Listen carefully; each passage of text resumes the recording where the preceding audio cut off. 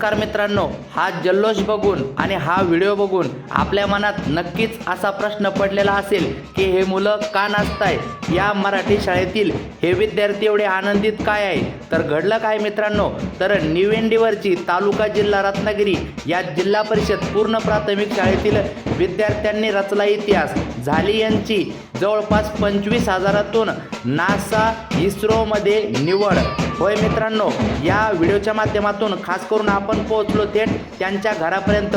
जवळपास घरापासून 3 किलोमीटर शाळेपर्यंत दररोजचा पायी प्रवास करून त्यांनी मिळवलं मोठं यश. संपूर्ण जिल्हाभरच नव्हे तर राज्यभर या दोन मुलीचं नाव आपण घेतली, त्यांची थेट मुलाखत. यांचा सगळीकडे अभिनंदनाचा वर्षाव सुद्धा होत आहे. आपण जाणून घेऊ काय घडलंय, काय यांनी पराक्रम केला, जाणून घेऊ या मुलाखतीच्या माध्यमातून.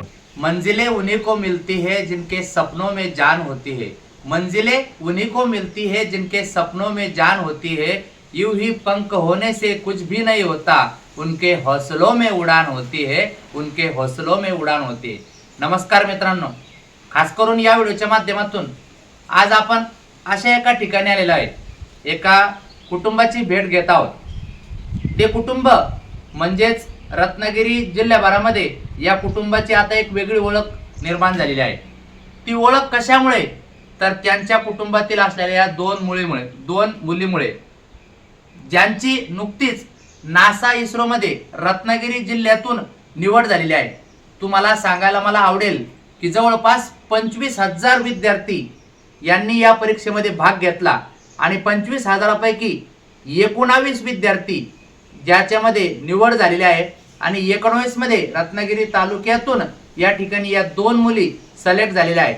यांचा हा कसा प्रवास राहिला, त्याचबरोबर परीक्षेत नेमकं काय विचारलं गेलं, यांचं स्वप्न काय, यांनी कशी तयारी केली, याच्यासाठी आपण यांच्यासोबत चर्चा करणार आहोत. तर माझ्यासोबत दोन या ठिकाणी मुली आहेत, त्याचबरोबर दोघांचे सुद्धा आई वडील पण आहेत. एक आहे आर्या आणि एक आहे रुणाली. तर नमस्कार. सगळ्यात अगोदर बाळा, तुझं पूर्ण नाव सांग एकदा. रुणाली नितीन पाटील. बर, तुझं पूर्ण नाव? आर्या मोहन शिगवण. बर, ही आहे रुणाली आणि ही आहे आर्या. मित्रांनो, खरं तर बघितलं तर बरेच जण फक्त कारण सांगतात की मला एखाद्या गोष्टीत यश मिळालं नाही, म्हणजे कुठलं तरी कारण पुढे करतात आणि ह्या कारणामुळे मला यश नाही मिळालं असं ते सांगत राहतात.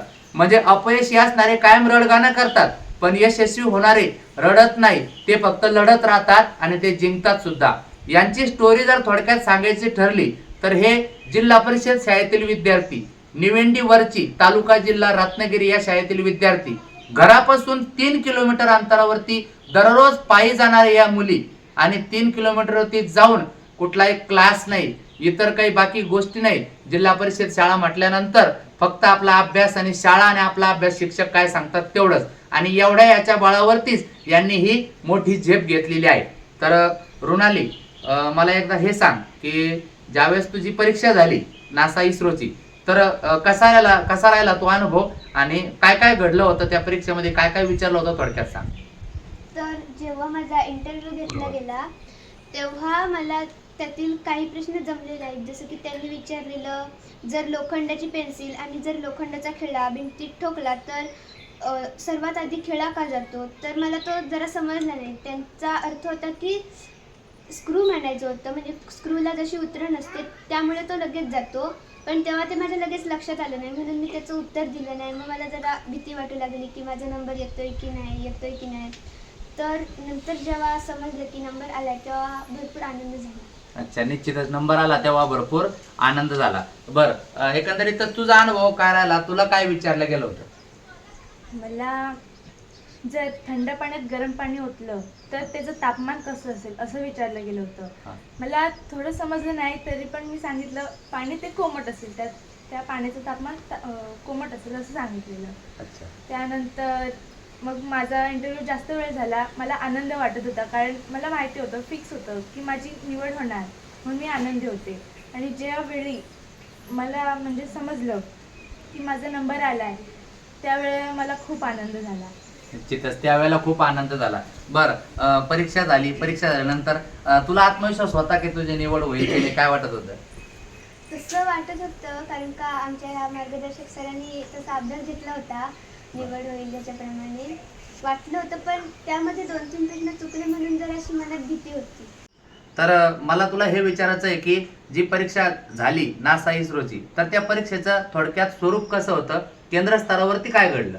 केंद्र स्तरावरती आपल्याला सर्व म्हणजे जनरल नॉलेजचे प्रश्न होते. आम्हाला अनुक्रमानिका दिलेली होती मॅडमने आमच्या. त्यामध्ये 53 घटक होते. तर त्या 53 घटकांपैकी आम्हाला प्रश्न आलेले आणि त्याच्यात बाकी काही नव्हतं, फक्त आणि फक्त प्रश्न होते. अच्छा, बरं, फक्त त्यावरती प्रश्न होते. आणि एकंदरीत तालुका स्तरावरती काय विचारलं गेलं?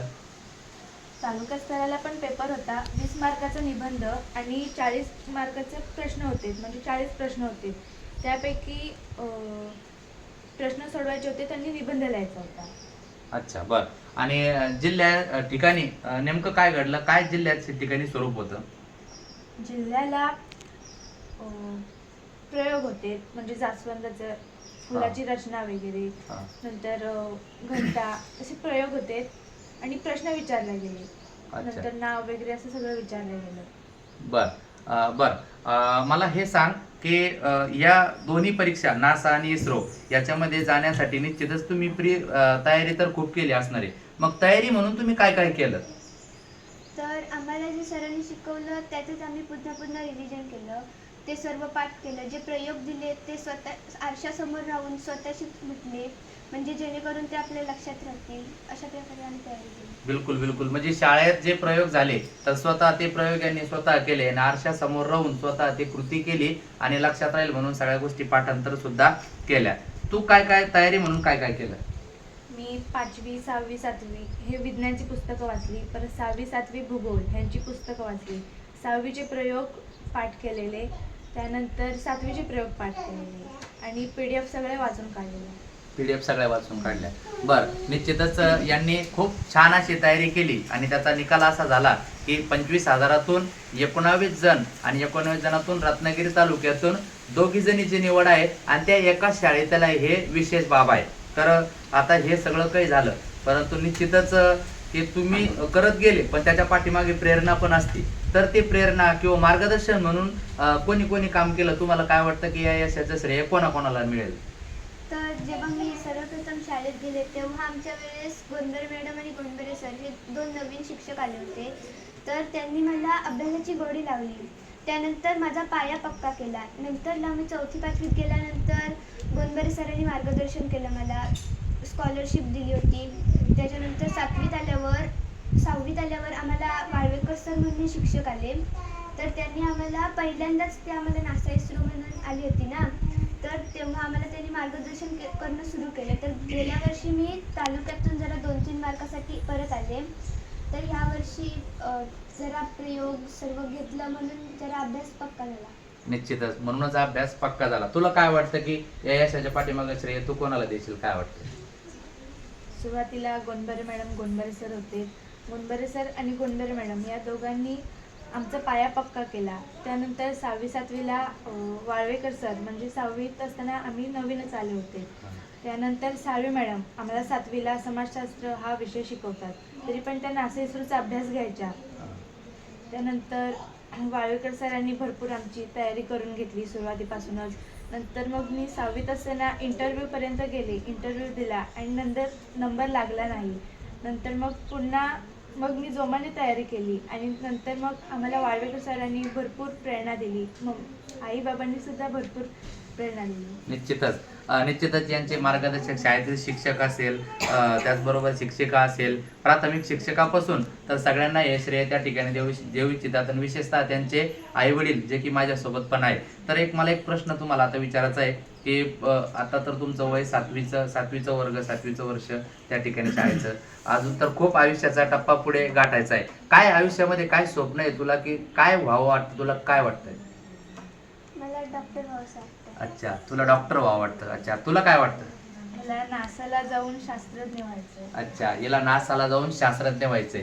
निश्चितच दोघीचे स्वप्न नक्कीच पूर्ण होतील, कारण याच्या पाठीमागे त्यांची मेहनत पण आहे आणि त्यांची आतापासूनची तयारी पण आहे. असं म्हणतात की मुलाचे पाय पाळण्यात दिसतात, तसं यांचं भवितव्य निश्चितच यांना भेटून कळतंय की यांचं भवितव्य ग्रेटच आहे. आणि हे ग्रेट आहे याचा अर्थ याच्या पाठीमागे जी मेहनत आहे तर त्यांच्या आईवडिलाची पण आहे. माझ्यासोबत हिचे वडील पण आहे. एकदा तुम्हाला विचारतो बरं, एकदा हिचे वडील आहे तरी तुम्हाला विचारतो एकदा की काय एकंदरीत तुमच्या मुलीच्या यशाबद्दल तुम्हाला काय वाटतं? आम्हाला तर खूप आनंद वाटत आहे की जेणेकरून खूप मेहनत करून त्यांच्या सरांनी सुद्धा मार्गदर्शन खूप चांगल्या प्रकारे दिले आहे.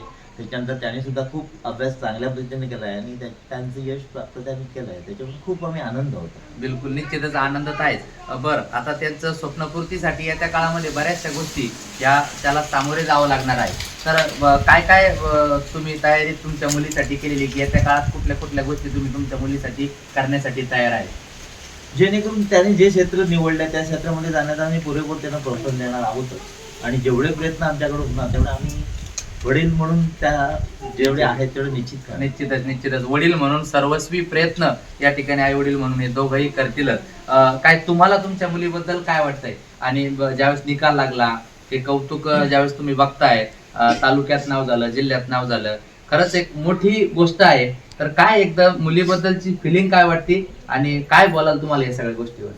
फिलिंग म्हणजे मागच्या वेळेला थोड्या मार्कासाठी परत आली होती आणि यावेळेला तिचा विश्वास होता मी येईन म्हणून, पण कसं मार्गदर्शक पण तेवढेच होते ना. म्हणजे तिने PDF वगैरे पाठांतर करणे, प्रयोग करणे वगैरे सगळं हे खरं श्रेय आता वालवेकर सर म्हणून नवीनच आलेले आहेत, झाले 1-2 वर्ष झाली त्यांचं खरं श्रेय आहे. कारण आम्हाला घरात आम्ही म्हणजे आमची घरची कामं असल्यामुळे आम्हाला तेवढा अभ्यास घेता येत नाही. काय अभ्यास होईल तो त्याच कारणाने त्यांचा शाळेत होतो. दुसरी गोष्ट म्हणजे पहिले गोनबरे सर, गोनबरे मॅडम ह्यांनी पण भरपूर त्यांच्याकडून अभ्यास करून घेतला. चव्हाण मॅडम, आता हे जे रुजवलेले शिक्षक आहेत जाधव सर वगैरे, असे साळवी वगैरे हे करतायत. बिलकुल. बर, काय मुलीच्या येणाऱ्या भवितव्यासाठी काय काय प्रयत्न कराल तुम्ही? त्यांना आता त्यांचा पर्याय त्यांनी जो निवडला आहे त्यांना प्रोत्साहन देणं नाही, त्यांना जो काय खर्च लागेल तो आम्ही करणार घरातून. आता त्यांना काही शंकाच नाही. निश्चितच. आणि तशी बघितली तर परिस्थिती अत्यंत हालाकीची आहे असं म्हटलं तरी काही हरकत नाही, कारण हे स्वतः त्या ठिकाणी कामगार म्हणून काम करतात ना? हो. अच्छा, बरं. आणि तुम्ही काय काम करतात? आणि मी पार्ट टाइम म्हणून वेगवेगळ्या रिसॉर्टला काम करतो. बरं. आणि नंतर आम्ही थोडं एक रोपवाटिका असं काम करतो. बिलकुल, म्हणजे विचार जर केला तर अत्यंत साधारण कुटुंबातील ह्या 2 मुली आणि जिल्हा परिषद शाळा काय कमी शाळा नाही असं त्या ठिकाणी सगळ्या जणांचा एक मानस बनून गेलेला आहे की खूप मोठा खर्च केला, खूप मोठ्या शाळेत टाकलं म्हणजे आपली मुलं यशस्वी होतात असं नव्हे. तर मुलं हुशार असल्यानंतर शाळा कोणती असली तरी ते यशस्वी होतात. परंतु त्याचबरोबर त्या ठिकाणी गायडन्स किंवा वातावरण निर्मिती जर कुठून होत असेल तर ती घरातून होती, आईवडिलांच्या माध्यमातून होती. आणि यांच्या पाठीमागं खरंच जे शिक्षक आहे ते जे मेहनत जे घेतात तर निश्चितच त्याचं फळ येत्या काळात मिळतं. नक्कीच रुणाली असेल किंवा आर्या असेल, हिला डॉक्टर व्हायचं स्वप्न आहे, तुझं स्वप्न नक्की पूर्ण होईल. आणि तुला सायंटिस्ट, बरोबर ना, सायंटिस्ट व्हायचं आहे तर हिचंही स्वप्न पूर्ण होईल. तर मित्रांनो, ही होती नासा इस्रोमध्ये रत्नागिरी तालुका जिल्ह्यातून निवड झालेल्या 2 मुलीची मुलाखत. या मुलाखतीच्या पाठीमागचा उद्देश एकच आहे. हा व्हिडिओ बघून जे काही विद्यार्थी आहे जे तयारी करतात तर यांच्याकडे निश्चितच आदर्श म्हणून बघावा. तुम्ही पण चांगली तयारी करा, प्रत्येक जण यशस्वी होऊ शकतो. फक्त तुम्हाला एकच गोष्ट लक्षात ठेवायची की जगामध्ये जगावेगळं नाव जर करायचं ठरलं तर जगामध्ये जगावेगळं कामही करावं लागतं. म्हणून ते काम करण्याची तुमची तयारी ठेवा. तुम्ही पण एक दिवस यशस्वी होणार आणि जगावेगळं तुमचंही नाव होणार. भेटूया मित्रांनो, माझा व्हिडिओ आवडत असला तर जाताना नक्की लाईक, सबस्क्राईब, शेअर करा. भेटूया पुढच्या व्हिडिओमध्ये मित्रांनो. धन्यवाद.